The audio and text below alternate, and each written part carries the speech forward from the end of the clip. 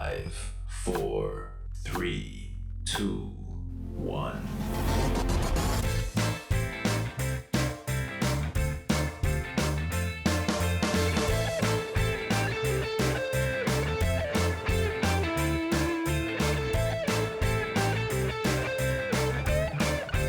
Hello and welcome to TrojanVision's The Week That Was, covering the news and events for the week ending Friday, October 1st, 2021. I'm your host, Aaron Taylor.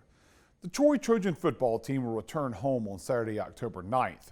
And while a Trojan victory in the vet is a big goal that day, the Alabama Department of Public Health is hoping the football fan base will help score a victory over COVID-19. Cailey shows us how.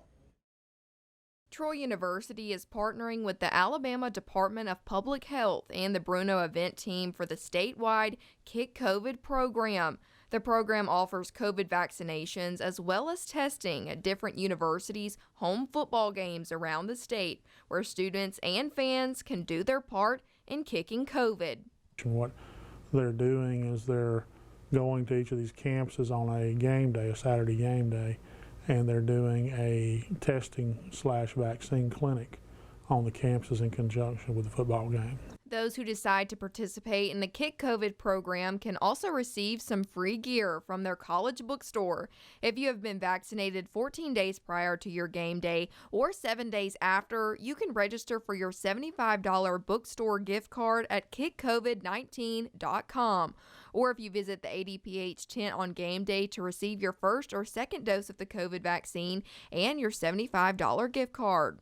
The goal here is certainly to increase the number of vaccinated people we have across the state of Alabama and across the United States as a whole, but primarily for the state of Alabama. So this is an incentive and a program, to try to get more people vaccinated, and for those that may need to be tested also. Anyone who visits Troy's game day is eligible for their vaccine and gift card. Reeves says that having this program with ADPH, along with the university's Vaccine Incentive Scholarship Program, makes him hopeful that numbers will continue to stabilize on campus. Our numbers have stabilized, have gone down over the last couple of weeks, and which we're pleased to see. And hopefully that's a trend that will continue, and we can get back to, what used to be normal.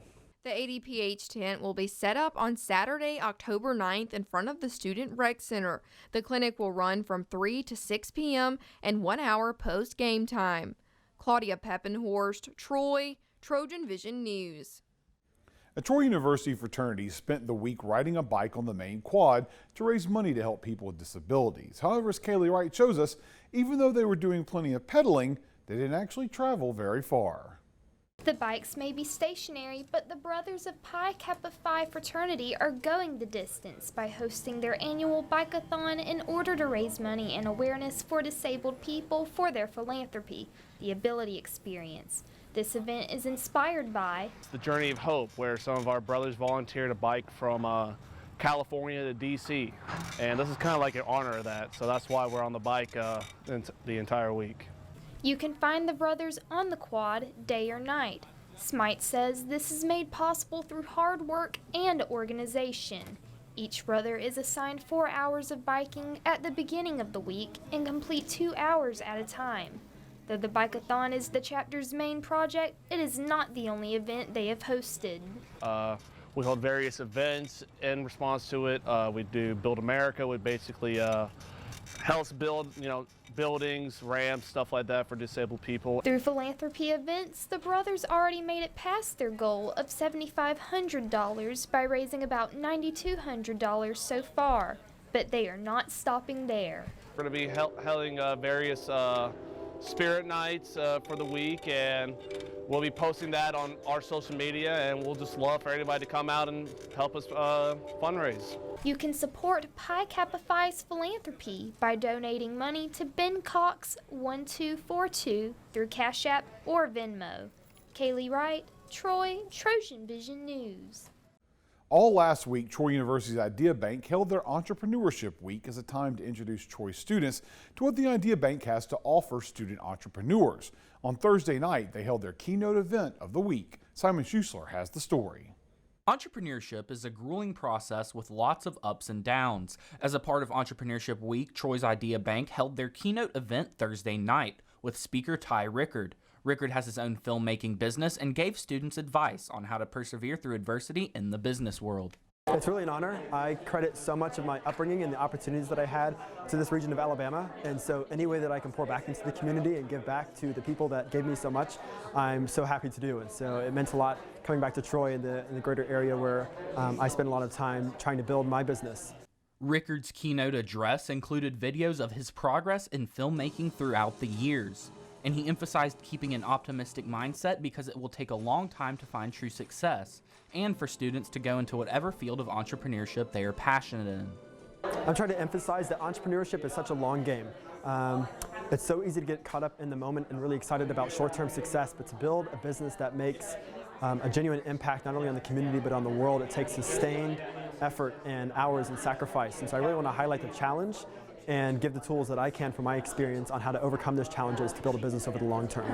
Rickard also promoted his book titled You're Just a Statistic, and each attendee was given a copy. So I wrote the book as a letter to my younger self of everything that I learned on the other end of these incredible experiences that I was fortunate to have. And so I titled it You're Just a Statistic because that is what I happen to be most afraid of in life, is growing up and dying and not making any real impact, but just being a number on a screen. And as for the most important piece of advice he could give to young entrepreneurs, it's to not back down in the face of adversity. Every door closed is another door opened, and it's impossible to know what going after an opportunity can lead to in the future. Simon Schuessler, Troy, TrojanVision News.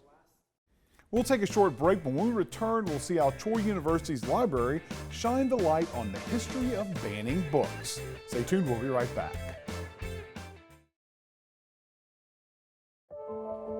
We all dream, but dreams quickly become distant memories, unless we do something about it. Do everything in our power to learn to lead. At Troy University, we offer leadership opportunities from day one. We're dedicated to teaching a new generation to lead change. Do you have what it takes to change the world?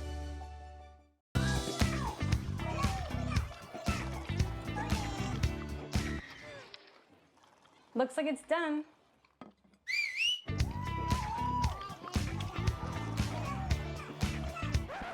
Don't let salmonella get funky with your chicken.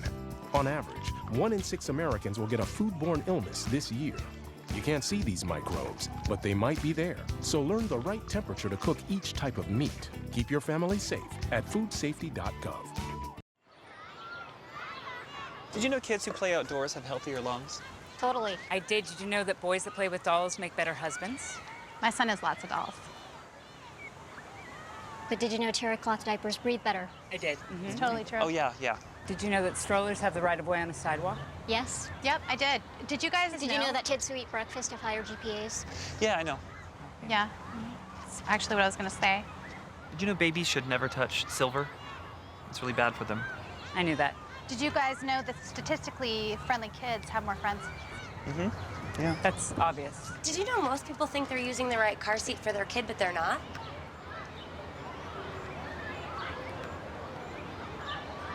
Parents who really know it all know for sure that their child is in the right seat at the right age and size. Visit safercar.gov/the-right-seat to make sure your child is protected. I'm putting that on my blog. I just put it in mine.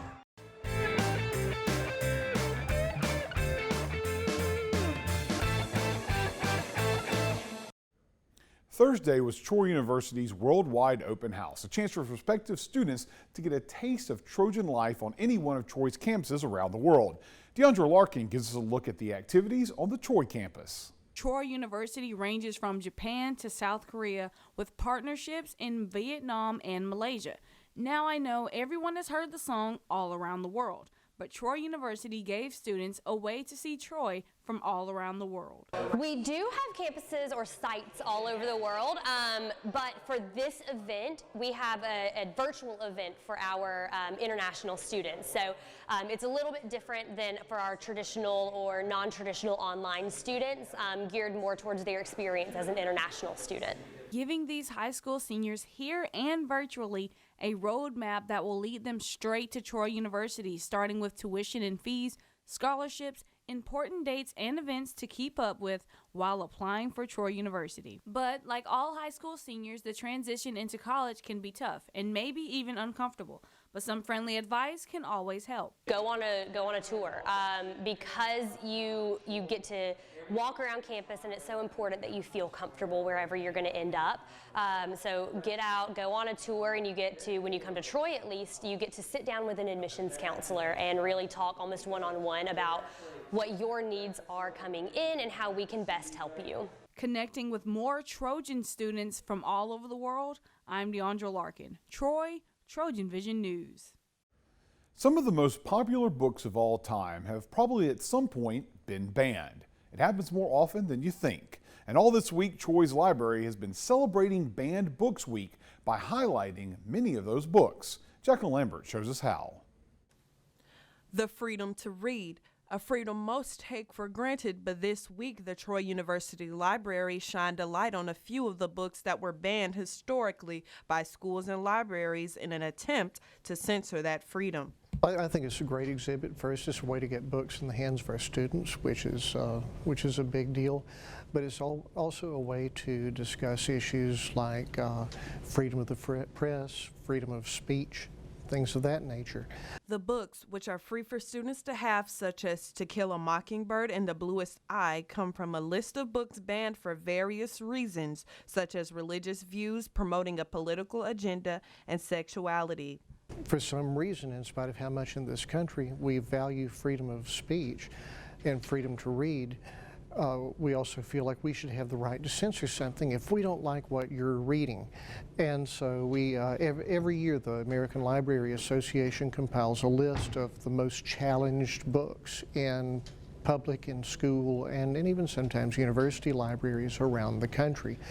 What we like to promote at the library is you're free to read anything you want. This initiative is happening in libraries across the nation, and students have till the end of the week to pick up a banned book from the display they would like to read.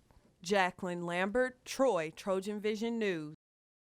An exhibit of pictures from around the world closed last Friday, but before it did, a reception was held in the International Arts Center celebrating the exhibit. Mackenzie Foster has the story.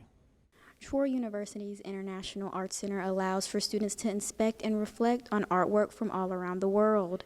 From remarkable images to innovative artwork, the IAC switches out exhibits periodically to allow students to find new perspectives in art. Troy University's International Arts Center held an exhibit reception for the closing of the International Photography Show in the Who Buys You Gallery. Students and staff were encouraged to come and appreciate the art of photography one last time. Greg Skaggs, a professor of art and design, was very pleased with the stories that are able to be told through the photographic gallery. For me, I think it just shows the way you can look at everyday things in a very, very different way. It captures a moment of time. Photography does in general, but these are very talented photographers that have captured this moment and have told a tremendous story with one photo. So there are 63 photos in the show, so you've got 63 different stories, and they're all very unique and quite special. Currently, the IAC houses the works from Janet Nolan's bottle cap exhibit, Nau's Alice in Wonderland Museum, and various works from other artists. The IAC plans to start hosting a new exhibit on October 8th, 2021. Mackenzie Foster, Troy, TrojanVision News. We're going to take another quick break, but when we come back, we'll have the rundown of the Trojan volleyball team's conference opening weekend. That's coming up right after this, so stay tuned. We all dream, but dreams quickly become distant memories unless we do something about it. Do everything in our power to learn to lead. At Troy University, we teach everyone to be leaders in their field. We're dedicated to teaching a new generation to lead change.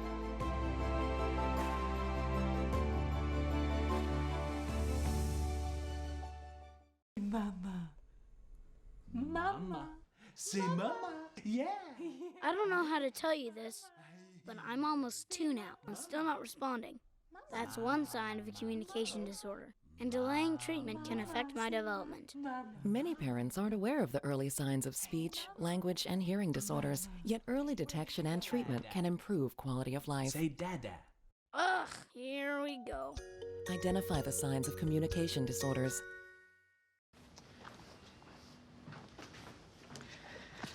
All right, I know this isn't any fun to talk about, but we should. Okay, so who's gonna do what? I'll pack the dead batteries. Great. I'll only put what I don't need into a duffel bag. Perfect. That's totally unhelpful. No problem. Meanwhile, I will try to comfort everyone by speaking in a calm voice. And I'll try to get the generator going without any gas. Oh, let's not forget the cell phones, which probably won't work. Right. And who is going to handle supplies? I can forget to do a list for us.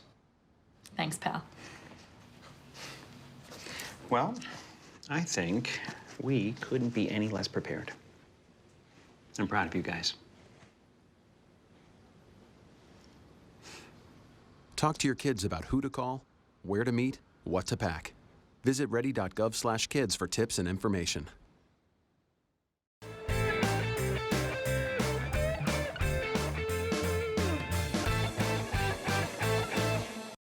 Last Friday night, the Trojan volleyball team opened conference play against Texas State.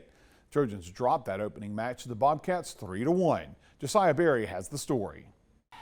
The Trojans got off to a rocky start against the Texas State Bobcats early in the game by dropping the first set by 15 points. But the Trojans didn't give up and fought hard to the very end. It was a really hard-fought match tonight against a really good opponent. I was really proud of our effort and our fight throughout. Veteran leaders like Cheyenne Hayes, who led the offensive comeback with 17 kills, and Amara Anderson, who added an impressive 41 assists and 10 digs, is what the Troy team is leaning towards going forward. You know, we're relying heavy on our maturity and our, returning players, Cheyenne, Amara, Halston, Lacey, we have a lot of them out there. One thing head coach Josh Lauer does to keep his leaders focused and engaged is challenging them to be successful. We challenge all of them to do different things at different times, whether it's, Amara in her decision making or, Lacey in setting a great tone and effort, and Shy being really consistent. Halston and Julia are our energy people. And so, all those things play a big factor in us being successful. Josiah Berry, Troy, TrojanVision Sports. And the Trojans had an opportunity to redeem themselves the following day against UT Arlington. Alex Albritton has the highlights from the Trojans' first conference win. Kill after kill after kill. The Troy volleyball team bounced back Saturday night and brought out their brooms to secure another sweep against UT Arlington to make it their first conference win this season, with Julia Brooks and Cheyenne Hayes with 12 kills each. It was a dirty, gritty win, but I'm proud of the team for staying on it and finishing it in 3 sets. Going into the first set, there was 11 ties and 3 lead changes. Allison Siersma and Cheyenne Hayes had back-to-back kills that would make the Mavericks get a little shaky, which led to the Trojans securing the first set 25-23. I thought our serve receive passing all weekend long was really, really good. Cheyenne and Lacey and Isabella and Caroline did a really, really great job in serve receive passing. And that really helped us be stable and win some gritty points. Jumping out the gate into the second set, the Trojans brought out the big guns with Allison Siersma with an attack outside the pin to earn a cross-court kill as the match got tied up once again with a 20-20 tie. It was a long review on who got the next point, and it worked out in Troy's favor to get the other point and secure the second set. I thought that, we have to be a lot more efficient and effective offensively. We got to take advantage of some easy opportunities that right now we're still making a few too many errors on. So, plenty to work on. The last set was a breeze as Caroline Derricott and Natalie Hummel aces reached the 20 points. Julia Brooks and Amara Anderson teamed up at the end of the match with the kills to get their 4th season sweep. And I thought we got stronger as the match went on, so that was a good thing.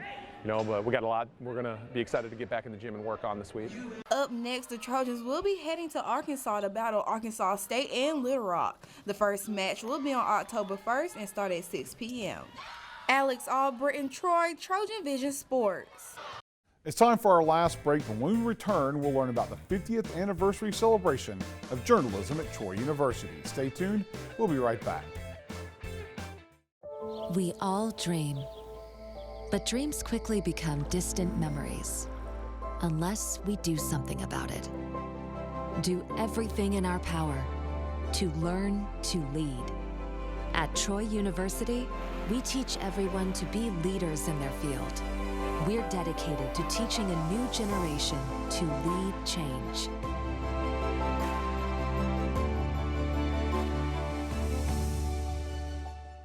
For over 70 years, Smokey Bear has asked you to use fire responsibly. Fire is due to an unattended campfire. Go time. Here's how you can stay on the front lines of preventing wildfires. Always watch your campfire before leaving. Drown it, stir it, drown it again, and feel that the fire is out cold. Oh, bullseye! And you won't need a visit from these guys. Copy that. You can be Smokey's wingman when enjoying nature and prevent wildfires. Visit SmokeyBear.com for more fire prevention tips. If you store your guns properly. So not just anyone can get to them. I'll feel safer when I'm playing outside. Safer when walking home. I won't have to tell so many family members. I'm sorry. I won't hear as many scary stories. Or scary news reports. I won't have to hold someone's hand and shout you're gonna make it. And I won't have to tell my kids, this isn't a drill. Please. Please. Please. Please. Please. Do it for us. For us. Do it for us. Your family, friends, and neighbors are all counting on you. Never let your gun get into the wrong hands. If you own a firearm and are not using it, please be responsible and be sure that it's stored in a safe place. Remember, always, lock it up. For more information on firearm storage safety, visit ncpc.org.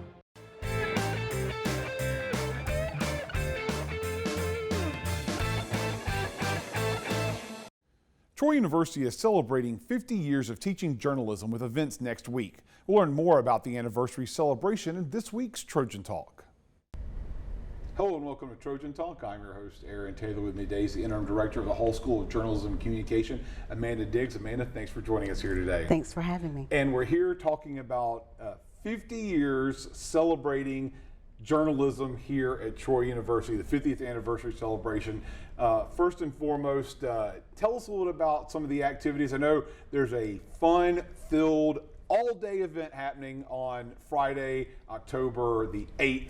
Right. Doing all of this. Right. Give us kind of the rundown there. So we are so excited, ecstatic is a better word, to have an opportunity to celebrate the 50th anniversary of the Hall School of Journalism. And one of the things that we wanted to do is be student-centered and student-focused, because that's our passion, that's why we're here. So we have a fun-filled day for students to come. They'll register at 8 a.m. and pick up a t-shirt sponsored by the Chancellor's Office that has our new slogan on it. Then at 9 o'clock, there will be an unveiling of the slogan on the quad. Students will come to that event. The Chancellor will unveil the slogan. The Chancellor was very involved in making sure that we got a new slogan, which was a contest again for the students. Mm-hmm. So students came up with the slogan, and we'll figure out who is the winner on Friday the 8th. And also in art and design, those graphic art students, they entered a contest to design what the slogan would look like. And so that winner will be recognized as well on Friday morning. And of course, with all of that, this new slogan, all of this put together, it does tie into some other events, because as we're talking about it for students, there's another event on that Friday that brings back an alum here to talk to some of those students about her experiences and in the journalism school and where it's gotten her now. Right. Around 10 o'clock, we'll have a master class, and Megan Hart Dorsey. One of the reasons why we chose her is because we know that she's engaging, she's interactive, and she's very practical. We are the Hall School of Journalism and Communication now, and so we wanted to have someone who had a very diverse background. So she started off in journalism, she's done training, she's done social media, and now she's the public information officer for Dothan City Schools. She's worked in nonprofits, and so regardless of whether or not you're journalism or communication, you can see all the different kinds of things you could do with our degree. And I know Megan, she got her start here at the TrojanVision Studios, and I know that her career has run the gamut of the communications field, so a good person to bring in to kind of give students an idea of what they can do in this business. But in with that, there's an opportunity as well. We're going to keep going down that Friday event because there's another Friday event later in the afternoon, later in the evening. This is one that's good for both the students, faculty, staff, community, and this is celebrating kind of journalism as art, right? Right, right. We're excited. 5:30 that evening, we're going to wrap up. We'll all have a reception to see the art or the unveiling of the art of the story. And we get to see 2020 through a journalistic lens. And what was that like? One of the things that I really enjoy is that students, as journalists, we get to see the story and document the story, but also you're a part of history as well. And so we're excited about that, and we're hoping that all of the Troy community can come out. And of course, I had a chance to see that, and it's interesting to see how how work in journalism can kind of get put on the wall of a museum, and focus on kind of the artistic nature of telling a story, because there's a bit of an art behind that. There is an art behind it. We're traditionalists. There's some things that are not going to change. So you've got to be current and relevant. We talk about content has got to be accurate. Your credibility, you can't mislead people. And so those kinds of things, they are always going to be true from when I was in school 100 years ago, 100 years in the future. And of course, let's talk a little bit about that the feelings of being an alum. I'm an alum, you're an alum of the Hull School of Journalism. So how does it make you feel to be a part of this legacy of the Hull School of Journalism? Number one, you have to be proud, because you realize and you know how many times we have from across the Southeast, people calling us saying, we need, just a couple of weeks ago, we had someone, we need to give us some of your graduate names, we need 2 people. And in talking to that affiliate in Birmingham, I was talking to her, and I'm bragging. I'm like, oh, I'm so glad you called, and you're asking about some of the best journalists. And she said, yes, I have 2 that I hired, and I need 2 more. And so that you're a part of that, how our reputation is valued, and what we bring and what we offer, it makes you proud. And of course, it's not just one day. It spills over. It's a football weekend. So, and this is an opportunity for alums to get more involved, obviously, because there's a tailgate event happening for the football game. Talk a little bit about that. So. We want everyone to stop by and join us at our tent at Tailgate Terrace. We start at 3 o'clock. And we want parents to come by, future students. We want alum to come meet us. We're just going to have more fun. Students come by. We'll be there, and we want to share with you what we're doing, and hopefully everyone can celebrate. 50 is a milestone. It's great. It's great. And a lot of folks have come through those years. And if they're there on that Saturday, stop by the tailgate tent and Tailgate Terrace and learn a little bit about what's going on right now and share a little about what happened in the past. It'll be good to hear. Well, I want to thank you, Amanda, for joining us today to tell us about this. Good luck with the celebration. And once again, thanks for joining us. So, thank you. And thank you for joining us on today's edition of Trojan Talk. And that's the week that was. To find out what's happening on a daily basis, you can tune into Troy TrojanVision News at 5, 6:30, and 10:30, Monday through Friday, or you can visit us anytime on the TrojanVision News blog at today.troy.edu/TrojanVision to see online content from Troy TrojanVision News. And until next time, have a good week.